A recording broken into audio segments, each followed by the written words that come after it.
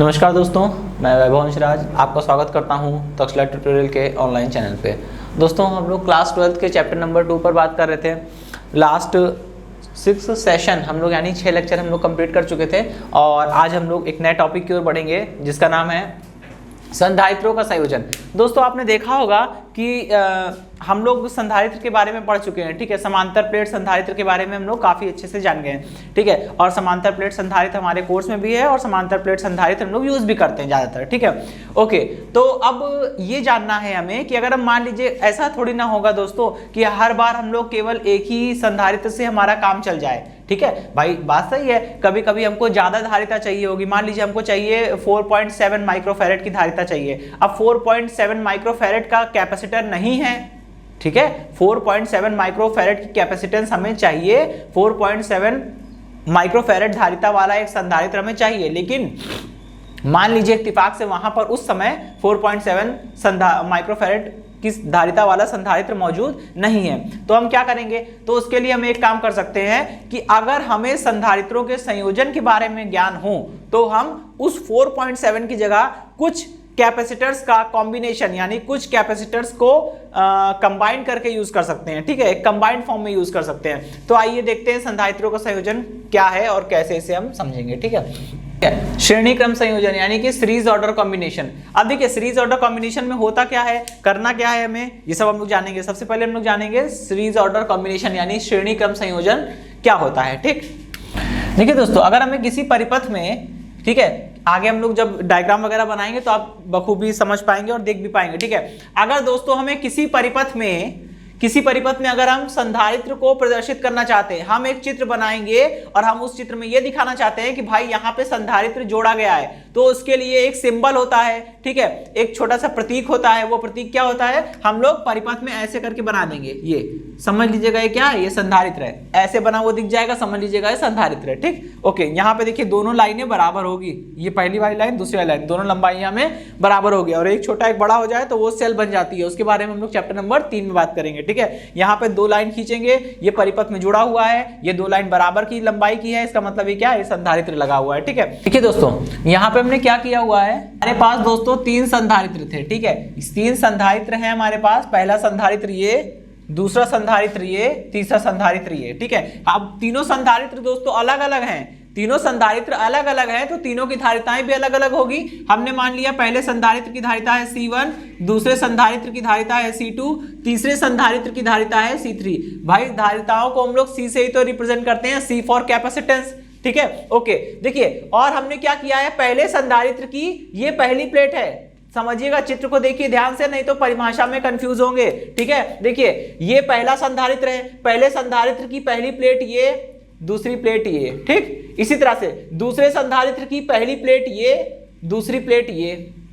इसी प्रकार से तीसरे संधारित्र की पहली प्लेट ये रही और दूसरी प्लेट ये रही। अच्छा, इतनी बात समझ में आ गई। अब देखिए, हमने क्या किया है, संधारित्र की पहली प्लेट को किसी वैद्युत स्रोत से जोड़ दिया है। जब आपने संधारित्र की पहली प्लेट को वैद्युत स्रोत से जोड़ा है तो वैद्युत स्रोत से इसे कोई ना किसी प्रकार का आवेश मिलेगा, चाहे वो पॉजिटिव चार्ज मिले चाहे नेगेटिव चार्ज मिले, ठीक है। अब देखिए, हमने ऐसा माना है कि भाई वैद्युत स्रोत से हमने इसे पॉजिटिव चार्ज दिया है, मतलब इस पे धनावेश आ गया। पहली वाली प्लेट कैसी हो जाएगी दोस्तों, धनावेशित हो जाएगी। क्यों? क्योंकि आपने वैद्युत स्रोत से जोड़कर उसको आवेश दे दिया है, तो ये पॉजिटिव चार्ज हो जाएगा। अब दोस्तों, बीच में अगर कोई परावैद्युत पदार्थ भरा हो तो ठीक है, नहीं भी भरा होगा तो भी कोई फायदा नहीं, वायु तो होगी, निर्वात तो होगा, और वायु या निर्वात क्या है, वो भी तो परावैद्युत पदार्थ है डेफिनेटली, ठीक है। खैर, अब देखिए, पहले संधारित्र की पहली प्लेट धनावेशित हो गई। अब यहां पे घटना होगी, इसी के बगल में देखिए संधारित्र की दूसरी प्लेट रखी है, ठीक है। यहां पे घटना होगी स्थिर वैद्युत प्रेरण की, और स्थिर वैद्युत प्रेरण की घटना कहती है जब किसी आवेशित वस्तु को किसी उदासीन वस्तु यानी कि संधारित्र की दूसरी प्लेट जैसे यहां पे है, ठीक है, जब किसी आवेशित वस्तु को किसी उदासीन वस्तु के समीप लाया जाता है तो उदासीन वस्तु का समीप वाला सिरा विपरीत प्रकार से, विपरीत प्रकार मतलब ये पॉजिटिव चार्ज है तो ये भीतर वाला सिरा विपरीत प्रकार से निगेटिव हो जाएगा, निगेटिव निगेटिव निगेटिव निगेटिव, और दूर वाला सिरा समान प्रकार से आवेशित हो जाता है। समान प्रकार मतलब positive positive positive positive positive, ठीक है। लेकिन दोस्तों अब जरा एक चीज समझिएगा, पहले संधारित्र की दूसरी प्लेट के भीतरी सतह पर निगेटिव चार्ज और बाहरी सतह पे पॉजिटिव चार्ज। अब देखिए ये जो पहला संधारित्र है वो डायरेक्टली कनेक्टेड है किससे, दूसरे संधारित्र से। और देखिए दोस्तों अभी दूसरे संधारित्र की जो पहली प्लेट है उस पे कोई भी आवेश नहीं है, तो पोटेंशियल कितना होगा, 0 वोल्ट। पोटेंशियल है 0 वोल्ट और यहां पे तो धनावेश है, तो धनावेश क्या करता है, धनावेश हमेशा उच्च विभव से निम्न विभव की ओर जाता है। ठीक है, धनात्मक आवेश या पॉजिटिव चार्ज हमेशा उच्च विभव से यानी हायर पोटेंशियल से निम्न विभव यानी लोअर पोटेंशियल की ओर अपने आप भागते हैं। ठीक, और इसका जस्ट रिवर्स कर दीजिए दोस्तों, निगेटिव चार्ज या इलेक्ट्रॉन्स हमेशा लोअर पोटेंशियल से हायर पोटेंशियल की ओर भागते हैं। यहां दोस्तों कोई भी पोटेंशियल हो लेकिन कैसा होगा, पॉजिटिव होगा। बाहरी सतह पर पॉजिटिव पोटेंशियल होगा क्योंकि पॉजिटिव चार्ज है, और यहां पे 0 है। आपको पता है कोई भी पॉजिटिव नंबर 0 से तो बड़ा ही होता है ना, यानी कि इधर दूसरे संधारित्र की पहली प्लेट पर लोअर पोटेंशियल है यानी निम्न विभव है, और पहले संधारित्र की दूसरी प्लेट के बाह्य सतह पर धनात्मक आवेश है, धन विभव है। तो सारे चार्ज क्या होंगे, इस तार से प्रवाहित होते होते इसमें पहुंच जाएंगे। लेकिन दोस्तों अब आपको बताऊं, ऐसा लोग बोलते हैं कि धनात्मक आवेश तार से होकर बहेगा। एक बात ध्यान रखिएगा, कभी भी धनात्मक आवेश गति नहीं करते हैं। तो क्या होगा, देखिए होगा कुछ ऐसा कि इसमें से पहली प्लेट में से इलेक्ट्रॉन्स निकलेंगे और इलेक्ट्रॉन जो हैं वो निकल के इधर आएंगे, इलेक्ट्रॉन निकल के इधर आएंगे, और एक इलेक्ट्रॉन आया, मान लीजिए एक धनात्मक आवेश को उदासीन कर दिया। ठीक है, और जब एक इलेक्ट्रॉन यहां से निकला होगा तो यहां पे एक पॉजिटिव चार्ज क्रिएट हो गया होगा, क्योंकि किसी भी परमाणु से जब एक इलेक्ट्रॉन निकलता है तो परमाणु कैसा हो जाता है, धनावेशित हो जाता है। इस प्लेट से एक इलेक्ट्रॉन निकला, इधर का एक पॉजिटिव चार्ज को उदासीन कर दिया, लेकिन यहां पे पॉजिटिव चार्ज उत्पन्न हो गया। दूसरा इलेक्ट्रॉन निकला, यहां पे दूसरा पॉजिटिव चार्ज उत्पन्न हो गया, और ये दूसरे इलेक्ट्रॉन ने आकर इस प्लेट पर आकर इस वाले पॉजिटिव चार्ज को उदासीन कर दिया। फिर इसी प्रकार से यहां से अब क्या हुआ, तीसरा इलेक्ट्रॉन निकला, तीसरा इलेक्ट्रॉन निकलेगा तो यहां पे फिर से एक पॉजिटिव चार्ज आ जाएगा और ये वाला इसको उदासीन कर देगा। ठीक, फिर इसी प्रकार से क्या होगा, चौथा इलेक्ट्रॉन निकलेगा, यहां से चौथा इलेक्ट्रॉन निकला और यहां पे फिर से एक पॉजिटिव चार्ज क्रिएट हो गया। ठीक है, और इस वाले इलेक्ट्रॉन ने इसको क्या कर दिया, उदासीन कर दिया। ठीक, और लास्ट में एक और इलेक्ट्रॉन निकलेगा, फिर से एक इलेक्ट्रॉन निकलेगा, और जब लास्ट वाला इलेक्ट्रॉन निकलेगा तो यहां पे एक पॉजिटिव चार्ज डेवलप हो जाएगा और ये निगेटिव इलेक्ट्रॉन ये इसको क्या करेगा, संतुष्ट कर देगा, उदासीन कर देगा। ठीक, अब देखिए यहां के सारे पॉजिटिव चार्ज ट्रांसफर हो गए दूसरे संधारित्र की पहली प्लेट पर। ठीक, ओके, अब फिर से यहां पे क्या होगा, स्थिर वैद्युत प्रेरण की घटना होगी, अंदर निगेटिव और बाहर पॉजिटिव, और बाहर की सतह पर जो पॉजिटिव होगा वो फिर इस पे ट्रांसफर हो जाएगा। जैसे इधर से इधर ट्रांसफर हुआ था वैसे दूसरे से तीसरे में ट्रांसफर हो जाएगा, तो ये वाली सतह फिर से पॉजिटिव हो जाएगी और ये वाली फिर से स्थिर वैद्युत प्रेरण के कारण निगेटिव निगेटिव निगेटिव निगेटिव। ठीक है, और तीसरे संधारित्र के बाह्य पृष्ठ पर, तीसरे संधारित्र की दूसरी प्लेट के बाहरी सतह पर पॉजिटिव चार्ज डेवलप होंगे दोस्तों।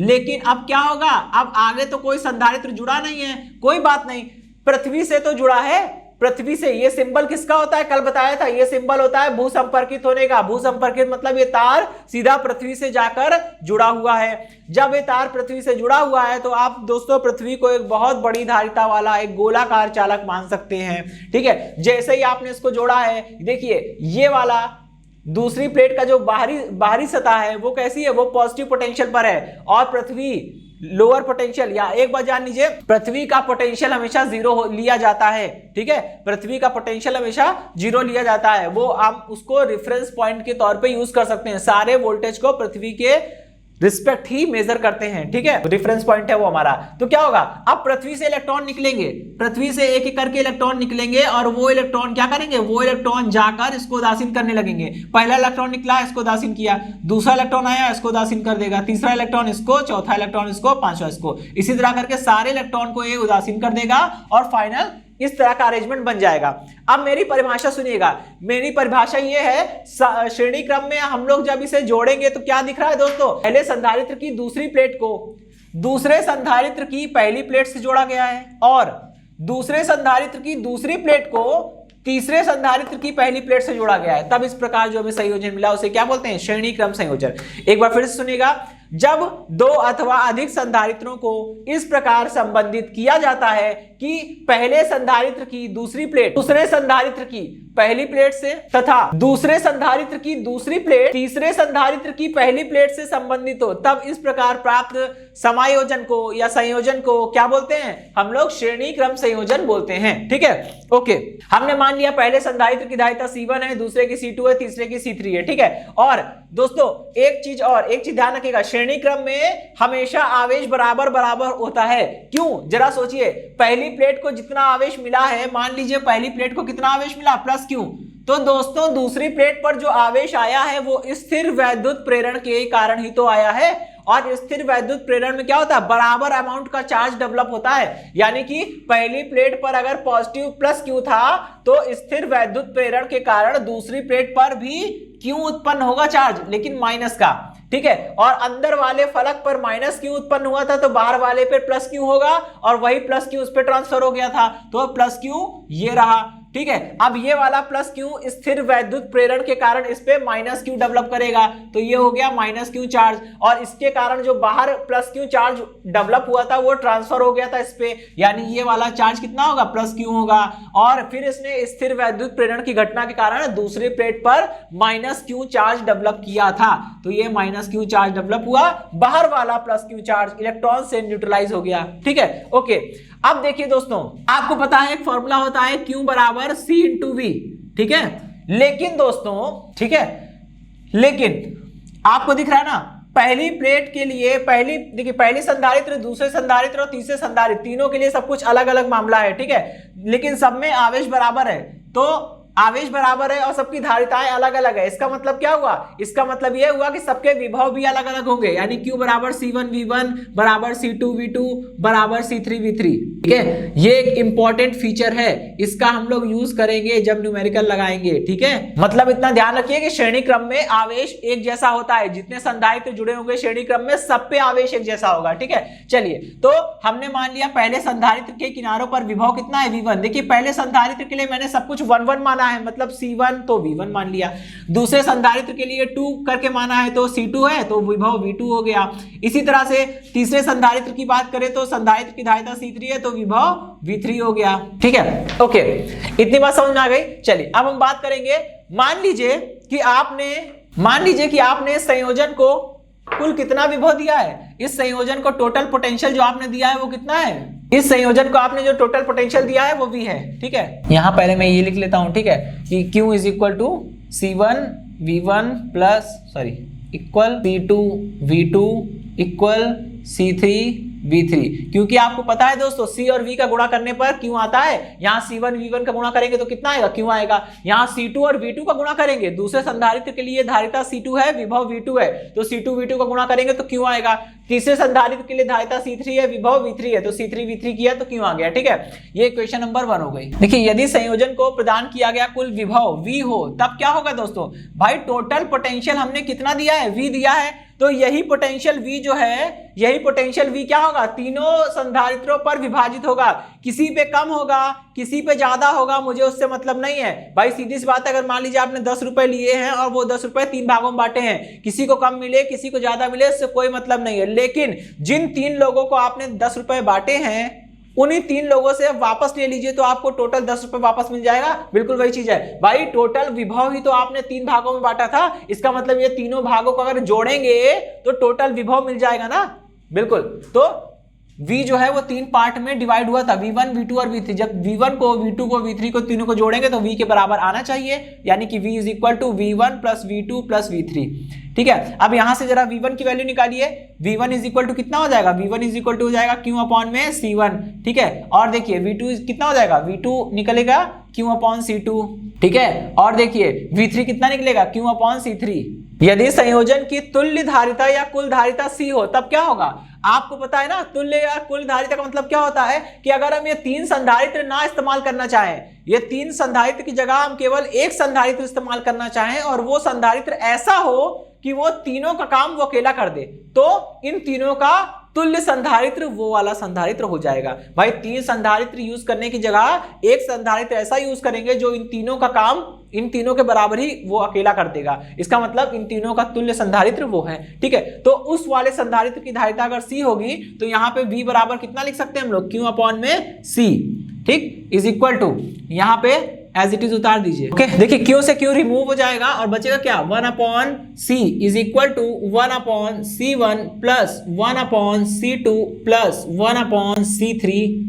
और अगर मान लीजिए ढेर सारे संधारित्र हो तो इसके आगे बढ़ता जाएगा, कोई दिक्कत नहीं। यदि संयोजन में n संधारित्र हो तब तुल्य धारिता कितनी हो जाएगी भाई, 1 upon C is equal to 1 upon C1 plus 1 upon C2 plus 1 upon C3 plus and so on, ऐसे करके 1 अपॉन C4 1 अपॉन C5 करके कहां तक जाएंगे हम लोग, 1 अपॉन Cn तक जाएंगे। अब n कुड बी एनीथिंग, कुछ भी हो सकता है। ठीक है भाई, 50 100 कुछ भी हो सकता है। ठीक, खैर चलिए, इसका मतलब अब इसको शब्दों में बोलना चाहें, इस वाले रिजल्ट को शब्दों में बोलेंगे तो क्या बोलेंगे, अतः श्रेणी क्रम संयोजन में प्राप्त संधारित्र की तुल्य धारिता का व्युत्क्रम घटक संधारित्रों की धारिताओं के व्युत्क्रम के योग के बराबर होता है। एक बार फिर सुनेगा, श्रेणी क्रम संयोजन में प्राप्त संधारित्र की तुल्य धारिता का व्युत्क्रम, तुल्य धारिता का व्युत्क्रम मतलब होता है 1 अपॉन, ठीक है, तुल्य धारिता का व्युत्क्रम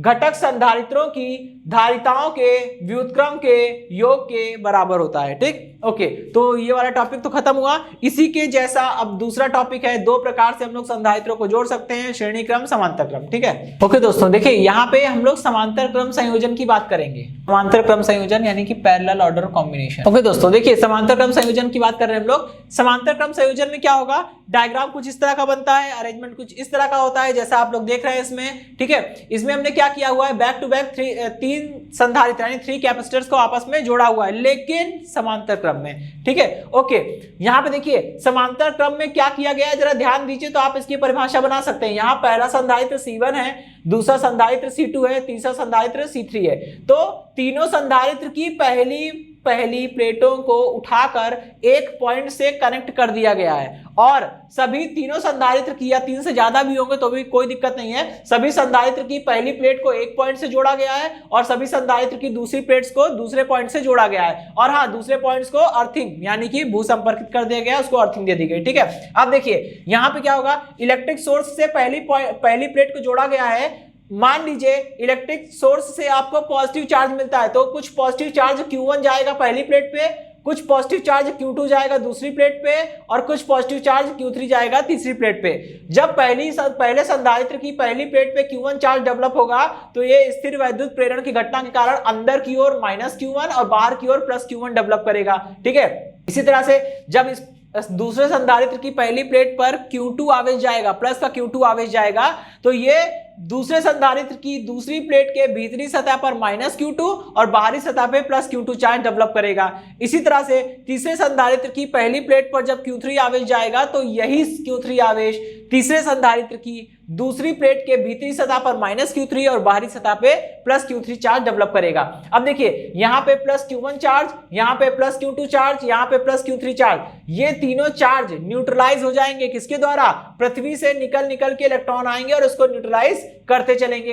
तो न्यूट्रलाइज होने के बाद केवल पहली प्लेट और दूसरी प्लेट के भीतरी सतहों पर ही आवेश पाए जाएंगे, बाहरी सतहों पर कोई आवेश नहीं रहेंगे। अब देखिए यहाँ पे इसकी परिभाषा हम बोलेंगे, जब 2 अथवा अधिक संधारित्रों को इस प्रकार संबंधित किया जाता है या संयोजित किया जाता है कि सभी संधारित्रों की पहली प्लेट किसी एक बिंदु से तथा दूसरी प्लेट किसी अन्य बिंदु से संबंधित होती है या संपर्कित होती है, तब इस प्रकार प्राप्त संयोजन को हम लोग क्या बोलते हैं, समांतर क्रम संयोजन बोलते हैं। और दोस्तों समांतर क्रम संयोजन में देखिए आपको पता है ना, श्रेणी क्रम संयोजन में सभी संधारित्रों पर बराबर आवेश थे। सभी संधारित्रों पर क्यों आवेश थे, ये श्रेणी क्रम का फीचर होता है, श्रेणी क्रम का गुण होता है कि श्रेणी क्रम में आप 50,000 जितने संधारित्र जोड़ेंगे सभी संधारित्रों पर एक जैसा विभव आएगा, डेफिनेटली गारंटी 100% श्योर। लेकिन इसका उल्टा होता है, समांतर क्रम संयोजन में आवेश बराबर नहीं होते बल्कि विभव बराबर होते हैं, ठीक है। और समांतर क्रम आगे हम लोग पढ़ेंगे चैप्टर नंबर 3 में, तार वगैरह प्रतिरोध वगैरह जोड़ेंगे। समांतर क्रम दिख जाए ना, समझ लीजिएगा विभव बराबर होगा, ठीक है। तो यहाँ पर विभव बराबर होते हैं। अब देखिए हमको पता है कि Q कैसे मिलता है, C और V को गुणा करने पर मिलता है। पहले संधारित्र के लिए जरा अप्लाई कीजिए, पहले संधारित्र के लिए अप्लाई करेंगे तो Q1 बराबर हो जाएगा C into V, C1 into V, ठीक है। इसी तरह से दूसरे संधारित्र की अगर बात करेंगे Q बराबर CV होता है ना, ठीक है। लेकिन दूसरे संधारित्र के लिए आवेश कितना है, Q2, धारिता कितनी है, C2, Q2 बराबर C2 इंटू V, ठीक है। और इसी प्रकार हम लोग बात करते हैं तीसरे संधारित्र के लिए, तो Q बराबर CV। तीसरे संधारित्र पर विभव कितना है, Q3, और धारिता कितनी है, C3, ठीक है। इक्वेशन नंबर 1, ये पूरा सेट है इक्वेशन का, ठीक है। ओके, अब मान लीजिए, अच्छा मान लीजिए कि हमने टोटल कितना चार्ज दिया, टोटल चार्ज यहां से हमने Q चार्ज पास किया है, plus Q charge, total plus Q charge निकला है और वही तीनों भागों में गया है, ठीक। देखिए दोस्तों, श्रेणी क्रम में विभव विभाजित हो रहा था, समांतर क्रम में क्या हो रहा है, समांतर क्रम में आवेश विभाजित हो रहा है, ठीक है। तो यदि संयोजन को प्रदान किया गया कुल आवेश प्लस Q है, तब क्या होगा, तब आपको पता है ना कि यही आवेश Q, टोटल चार्ज Q जो था वही तीन भागों में विभाजित हो रहा था, वही आवेश Q निकल कर इसमें गया Q1, वही आवेश Q निकल के इसमें गया Q2, और वही आवेश थोड़ा सा आवेश इधर गया Q3 के रूप में। यानी कि अगर हम Q1 को और Q2 को और Q3 को जोड़ेंगे तो टोटल चार्ज आवेश या कुल आवेश Q मिल जाना चाहिए, ठीक है। यानी कि यदि संयोजन को प्रदान किया गया कुल आवेश Q है, तब Q बराबर कितना हो जाएगा दोस्तों, Q बराबर हो जाएगा Q1 plus Q2 plus Q3, ठीक है। ओके, अब देखिए इसमें हमको करना क्या है, Q1 का मान, Q2 का मान और Q3 का मान पुट कर दीजिए। C1V plus C2V plus C3V, ठीक है, ठीक है। अब देखिए यदि संयोजन की कुल धारिता कितनी हो, C हो, तब Q बराबर CV, जहां पे Q क्या है, सभी संधारित्रों को जोड़ने पर, सभी संधारित्रों को जोड़ने पर जो संयोजन मिलेगा उसका कुल आवेश है, ठीक। और C क्या है, इन तीनों संधारित्रों के तुल्य जो संधारित्र होगा, यानी इन तीनों संधारित्रों का काम जो संधारित्र अकेले कर लेगा उस संधारित्र की धारिता है C, और V तो सेम रहेगा, ठीक है। तो Q बराबर CV हो गया। अब समीकरण 2 और 3 की तुलना करेंगे, करिए जरा, देखिए कितना हो जाएगा, CV is equal to C1V plus C2V plus C3V। देखिए अब करना क्या है, सभी जगह से V कॉमन लेके कैंसिल हो जाएगा और कितना आएगा, C is equal to C1 plus C2 plus C3, ठीक है। यदि संयोजन में कुल N संधारित्रों, N एक नंबर है दोस्तों, N कुछ भी हो सकता है, ठीक है, 50, 60, 100, 80 कुछ भी हो सकता है। यदि संयोजन में कुल N संधारित्र हो तब क्या होगा, सीधी सी बात है, 3 संधारित्र थे तो C1 plus C2 plus C3, N संधारित्र होंगे तो C is equal to C1 plus C2 plus C3 plus and so on up to Cn, ठीक है।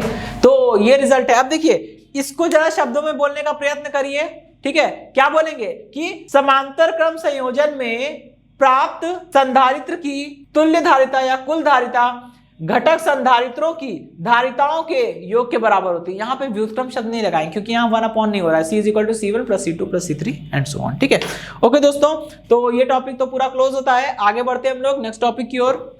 देखिए दोस्तों, जो मैंने इससे पहले वाला टॉपिक आपको पढ़ाया था अभी, समांतर क्रम और श्रेणी क्रम संयोजन, ये इंपॉर्टेंट है। डेरिवेशन इसका बहुत ही कम इंपॉर्टेंट है, शायद ही पूछा जाए, लेकिन इस पे क्वेश्चन खूब आते हैं, तो उसको जरा ध्यान में रखिएगा, ठीक है। जो मैंने बताया था कि श्रेणी क्रम में श्रेणी क्रम में आवेश बराबर होते हैं और समांतर क्रम में विभव बराबर होते हैं, इस चीज का विशेष ध्यान रखिएगा। ओके दोस्तों, अब हमारा अगला टॉपिक है समांतर प्लेट संधारित्र में ऊर्जा घनत्व, ठीक है। सबसे पहले तो जान लीजिए इंपॉर्टेंट है, ठीक है, छोटा सा डेरिवेशन है, आता है, ठीक, 2 नंबर में ही सही लेकिन आएगा। अब देखिए इसमें हमको सबसे पहले जानना होगा कि ऊर्जा घनत्व क्या है, जिसको हमने इंग्लिश में एनर्जी डेंसिटी लिख रखे हैं, ठीक है। तो ऊर्जा घनत्व का मतलब होता है, देखिए ऊर्जा एक अदिश राशि है, ठीक है, मतलब इसमें दिशा वगैरह का कोई भी मामला नहीं होगा, ठीक, अदिश राशि है। और घनत्व का मतलब क्या होता है, घनत्व का मतलब होता है प्रति एकांक स्थान में। आप ये बताइए ऊर्जा क्या है, ऊर्जा 1D में लाई करेगी, 2D में या 3D में या फिर ND में, ठीक है। देखिए ऊर्जा जो है ना वो किसी भी स्पेस, मतलब कि 3D में भी हो सकती है। जैसे मान लीजिए मैं अभी बोल रहा हूँ तो ये जो हमारा स्टूडियो है, हमारा जो कमरा है, इस पूरे कमरे में आवाज जा रही है मेरी, ऐसा नहीं है कि मेरी आवाज बिल्कुल एक सीधी रेखा में जा रही है और इस साइड वालों बच्चों को और इस साइड वाले बच्चों को नहीं सुनाई देगा, ऐसा नहीं है, सबको सब लोग सुनेंगे और बराबर सुनेंगे, ठीक है। इसका मतलब मैं जो बोल रहा हूं, मेरे मुंह से जो ध्वनि ऊर्जा निकल रही है, तरंगों के रूप में जो ध्वनि ऊर्जा निकल रही है, वो सभी दिशाओं में बराबर रूप से फैल रही है, ऐसा नहीं कि इधर ज्यादा है और इधर कम, ठीक है, वही होता है। तो ऊर्जा घनत्व का मतलब होता है कि ऊर्जा बटे आयतन, कुल ऊर्जा बटे कुल आयतन, ठीक है, कुल ऊर्जा बटे कुल आयतन, ठीक है, कुल आयतन, ओके। और ऊर्जा घनत्व को, ठीक है, ऊर्जा घनत्व को हम लोग किससे लिखते हैं? हम लोग लिखते हैं स्मॉल यू से, ठीक है, small u is equal to इतना होता है। चलिए अब इस चीज का हम लोग यूज करेंगे आगे, ये हमारी डेफिनेशन है, इसको हम लोग आगे यूज करेंगे दोस्तों, ठीक है। सबसे पहले अब ये चीज हमें अप्लाई करनी है संधारित्र के लिए। तो दोस्तों संधारित्र में ऊर्जा घनत्व देखना है तो करना क्या होगा? संधारित्र की कुल ऊर्जा को संधारित्र के कुल आयतन से भाग करना होगा, समझ रहे हैं आप, ठीक है, क्योंकि संधारित्र की कुल ऊर्जा का मतलब होता है, संधारित्र में ऊर्जा घनत्व निकालना है तो संधारित्र में ऊर्जा घनत्व का मतलब हुआ कि संधारित्र की कुल ऊर्जा बटे संधारित्र का कुल आयतन, ठीक। तो ओके, ठीक है। देखिए हम जानते हैं कि आवेशित चालक में संचित वैद्युत स्थितिज ऊर्जा का मान निम्नलिखित होता है। आवेशित चालक में संचित वैद्युत स्थितिज ऊर्जा का मान U बराबर हाफ CV², मैंने 3 फॉर्मूले बताए थे ना, U is equal to half CV², 1/2 Q² upon में C, 1/2 Q इंटू V, ठीक है, ये तीनों ही फॉर्मूले, लेकिन मैं यही वाला लेकर चल रहा हूँ, ठीक है, ऐसा कुछ नहीं है, वो दोनों भी ले सकते हैं, लेकिन ये थोड़ा हमको इजी पड़ेगा और जो फॉर्म हमें बनानी है उसमें बन जाएगा आसानी से, ठीक है। अच्छा देखिए अब हम बात कर रहे हैं दोस्तों समांतर प्लेट संधारित्र की, क्यों? क्योंकि हम समांतर प्लेट संधारित्र के लिए काम कर रहे हैं ना, तो यहाँ पे जो धारिता हमको रखनी है वो धारिता होती है उस चालक की धारिता जिसके लिए हम स्थितिज ऊर्जा निकाल रहे हैं, जिसके लिए हम स्थितिज ऊर्जा निकाल रहे हैं उस चालक की धारिता होती है। लेकिन दोस्तों यहाँ पे हम सारा काम किसके लिए कर रहे हैं? समांतर प्लेट संधारित्र के लिए कर रहे हैं, तो यहाँ पे धारिता भी किसकी होनी चाहिए? समांतर प्लेट संधारित्र की होनी चाहिए, तो यही लिखा है। परंतु समांतर प्लेट संधारित्र के लिए C का मान इतना होता है। अब C का मान समीकरण 1 में पुट कर दीजिए, समीकरण 2 से C का मान समीकरण 1 में रखिए, कितना हो जाएगा? U is equal to 1/2 C की जगह पे एप्सिलॉन नॉट A के अपॉन में D, ठीक, और V² अपनी जगह पे रहेगा, ठीक, ओके। ये तो कुल ऊर्जा मिल गई। अब कुल ऊर्जा को संधारित्र के कुल आयतन से भाग करेंगे तो काम बनेगा, ठीक है। खैर इसको यहाँ रख लेते हैं, यह काम करिए, अभी दोनों पक्षों में चलिए भाग करते हैं। देखिए संधारित्र का आयतन निकालना है। संधारित्र में आप ऐसे समझिए 2 प्लेटें होती हैं, इस प्लेट का क्षेत्रफल है A, ठीक है, ये दूसरी प्लेट है, इसका क्षेत्रफल भी है A। अगर दोनों के बीच की दूरी है D तो आयतन निकालना है तो क्या करेंगे? सपोज करिए, समझिए इस बात को कि ये एक घनाभ के आकार का कुछ बन रहा है, ठीक है, ये पूरा हिस्सा, ये इतना पूरा हिस्सा, ये पूरा एक घनाभ के आकार का बन रहा है, ठीक है, ये पूरा हिस्सा, इनके बीच का स्पेस, तो घनाभ का आयतन निकालना है तो क्या करेंगे?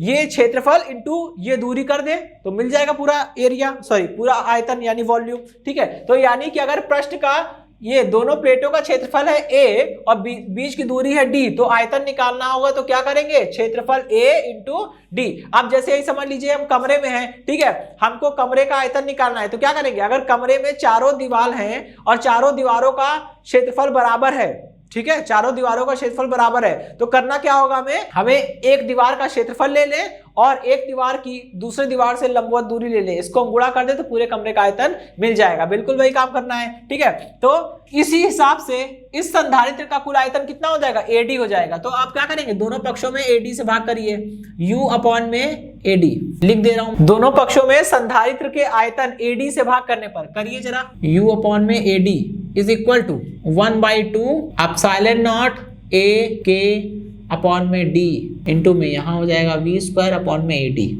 A से A कैंसिल हो जाएगा, ठीक है, A से A कैंसिल हो जाएगा, कितना बनेगा? तो ये देखिए दोस्तों, U क्या है? संधारित्र में संचित कुल वैद्युत स्थितिज ऊर्जा, और AD क्या है? संधारित्र का आयतन, संधारित्र की कुल ऊर्जा बटे संधारित्र का कुल आयतन, मतलब संधारित्र में ऊर्जा घनत्व, और यही तो होता है स्मॉल u, यानी आपको स्मॉल u मिल गया। Small u is equal to कितना हो गया?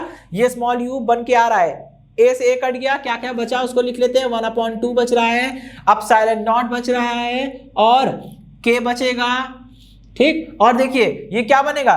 V और यहाँ D और D मिलकर D² बन गया, ये बन गया V² अपॉन में D², या हम ऐसे कर सकते हैं V अपॉन D का होल स्क्वायर, ठीक, ओके।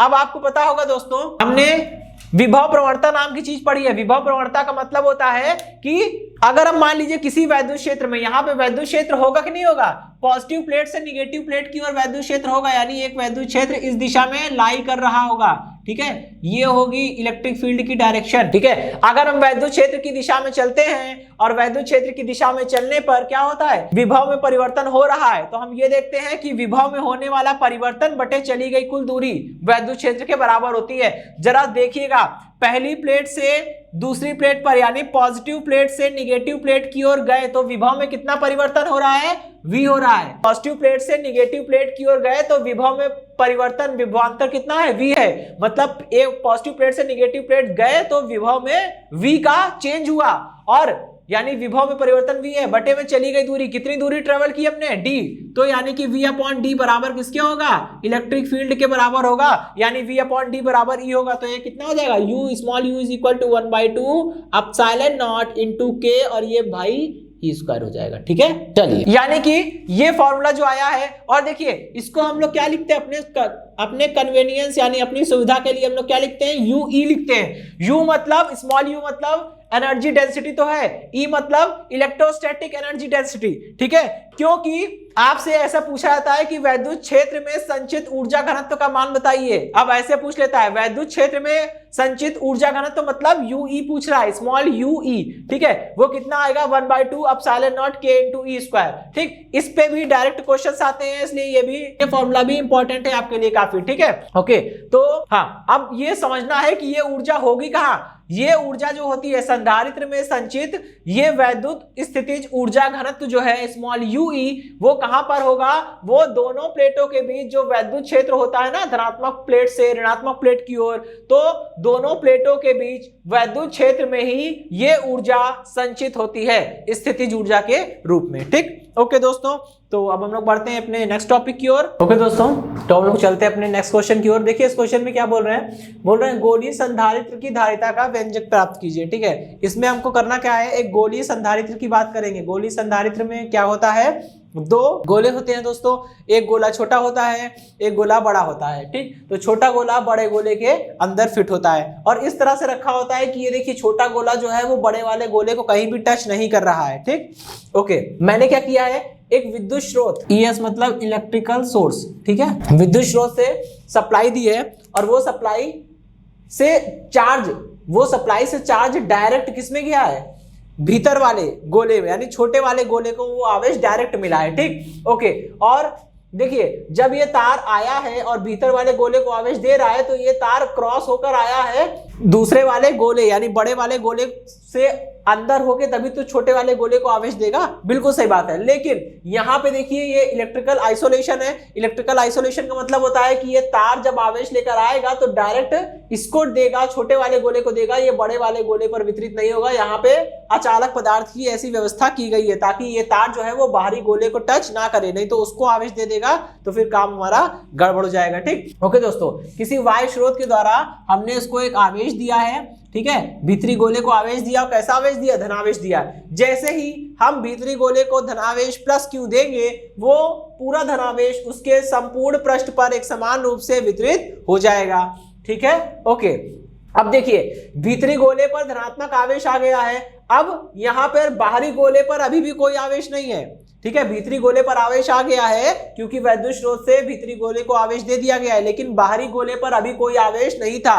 अब क्या होगा, स्थिर वैद्युत प्रेरण की घटना होगी, और जो भीतरी गोला आवेशित हो चुका था वो बाहरी गोले की भीतरी पृष्ठ पर विपरीत प्रकार के आवेश को उत्पन्न करेगा। इसका मतलब ये होता है कि भीतरी गोले पर अगर +Q आवेश है तो वो बाहरी गोले पर -Q आवेश उत्पन्न करेगा, बाहरी गोले के भीतरी पृष्ठ पर -Q आवेश उत्पन्न करेगा, और भीतरी पृष्ठ पे तो दोस्तों -Q आवेश उत्पन्न कर रहा है, ठीक है, -Q आवेश भीतरी गोले पर भीतरी सतह पर उत्पन्न हो रहा है, लेकिन इसी बाहरी गोले के बाह्य सतह पर इतना ही यानी +Q चार्ज भी डेवलप हो जाएगा। ये देखिए ऐसे, ठीक है। लेकिन दोस्तों देखिए होगा क्या, होगा कुछ ऐसे कि जैसे ही बाहरी गोले के भीतरी पृष्ठ पे -Q चार्ज और बाहरी गोले के बाहरी पृष्ठ पर +Q चार्ज आया, क्या हुआ, पृथ्वी से एक एक इलेक्ट्रॉन निकलेगा और एक इलेक्ट्रॉन निकला इसको न्यूट्रलाइज कर दिया, फिर एक और इलेक्ट्रॉन निकला इसको न्यूट्रलाइज कर दिया, फिर पृथ्वी से एक और इलेक्ट्रॉन निकला इसको न्यूट्रलाइज कर दिया, इसी तरह से पृथ्वी से एक और इलेक्ट्रॉन निकला इसको न्यूट्रलाइज कर दिया, ठीक है। और इसी तरह से फिर पृथ्वी से एक और इलेक्ट्रॉन निकलेगा, इसको न्यूट्रलाइज करेगा, इसको न्यूट्रलाइज करेगा, इसको न्यूट्रलाइज करेगा और इसको न्यूट्रलाइज करेगा। इसी तरह से ये प्रक्रिया चलती रहेगी, ठीक है। और धीरे धीरे करके सारे पॉजिटिव चार्ज क्या हो जाएंगे, न्यूट्रलाइज हो जाएंगे। देखिए अब ये हमारा सिस्टम बन चुका है। बाहरी गोला दोस्तों पृथ्वी से जुड़ा हुआ है और कोई भी चालक पदार्थ अगर पृथ्वी से जुड़ा हो तो उसका विभव 0 ही है, ठीक है। क्योंकि पृथ्वी से अगर किसी हम लोग आवेशी चालक को जोड़ते हैं तो सारा आवेश पृथ्वी में जाके समाहित हो जाता है, या यूं कह लीजिए पृथ्वी से आने वाले इलेक्ट्रॉनों के द्वारा कैंसिल हो जाता है। भाई अगर चालक पर ऋणावेश है, मतलब इलेक्ट्रॉन्स वगैरह हैं, तो इलेक्ट्रॉन तो खुद तार से होते हुए गति करते हुए जाएंगे, पृथ्वी में समाहित हो जाएंगे। लेकिन अगर मान लीजिए चालक के पास पॉजिटिव चार्ज है तो पॉजिटिव चार्ज तो तार में बहते नहीं है। कभी भी ध्यान रखिएगा दोस्तों, पॉजिटिव चार्ज यानी धनात्मक आवेश कभी भी तार में प्रवाहित नहीं होते हैं, ठीक है। तार में प्रवाहित कौन होगा, इलेक्ट्रॉन्स। अगर मान लीजिए चालक पर धनावेश है जैसा कि अभी इस केस में था, ठीक है, तो उस धनावेश को न्यूट्रलाइज यानी उदासीन करने के लिए क्या होगा, पृथ्वी से एक एक करके इलेक्ट्रॉन निकलेंगे और सबको उदासीन करते हुए चले जाएंगे, ठीक है। ओके, अब ये अरेंजमेंट बन गया हमारा। अब इसमें देखिएगा दोस्तों, इसमें हमको करना क्या है, हमको इसकी धारिता निकालनी है। धारिता मतलब क्या होता है, धारिता का मतलब होगा कि संधारित्र पर कुल आवेश Q बटे संधारित्र पर या संधारित्र की ये दोनों गोलों को हम लोग इलेक्ट्रोड बोल सकते हैं, ये दोनों इलेक्ट्रोड के मध्य विभव, ठीक है। चलिए अब देखिए, बाहरी गोले का तो अपना कोई विभव नहीं है।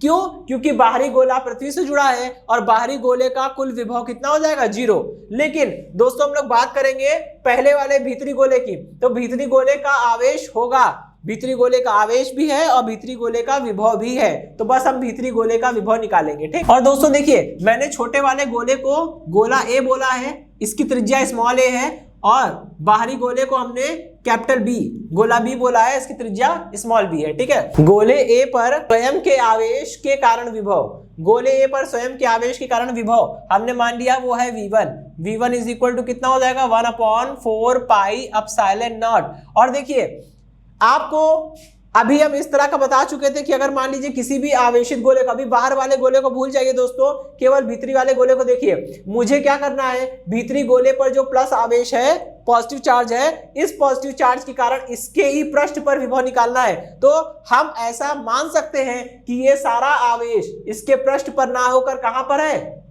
इसके केंद्र पर है। अब सपोज करिए केंद्र पर प्लस क्यू आवेश कहां पर है दोस्तों, केंद्र पर है। अगर प्लस क्यू आवेश केंद्र पर है तो इसकी त्रिज्या a यानी इससे a दूरी पर स्थित इसके पृष्ठ के किसी भी बिंदु पर विभव निकालना है, तो क्या करेंगे, 1/4 पाई एप्सिलॉन नॉट q यानी आवेश अपॉन में वो दूरी जहां आवेश और बिंदु के बीच की दूरी, मतलब वो आवेश जहां रखा है, वो आवेश और जिस बिंदु पर उसकी तीव्रता निकालनी है, जिस बिंदु पर विभव निकालना है, वो दूरी हमें विभव निकालना है इस पृष्ठ के किसी बिंदु पर, यहां पर, यहां पर, यहां पर या यहां पर। तो लेकिन ये सभी बिंदु केंद्र से एक कांस्टेंट, एक निश्चित दूरी a पर स्थित है, तो यहां पर हमारी दूरी कितनी हो जाएगी, दूरी हम ले लेंगे स्मॉल a। इक्वेशन नंबर 1, ठीक।